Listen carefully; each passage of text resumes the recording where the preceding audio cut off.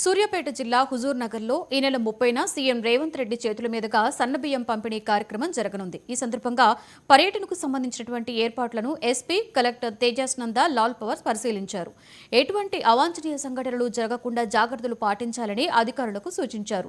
పరిసర ప్రాంతాలను మన కంట్రోల్లోకి తీసుకోవాలని అధికారులను ఆదేశించారు. ప్రభుత్వం చాలా ప్రతిష్టాత్మకంగా నిర్వహించే ప్రోగ్రాం కాబట్టి అధికారులందరూ కూడా అప్రమత్తంగా ఉండాలి అని కోరారు.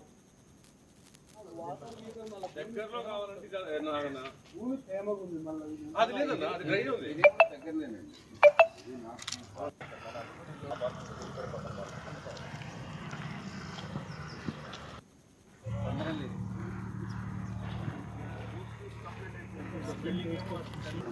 మొత్తం మన లోకల్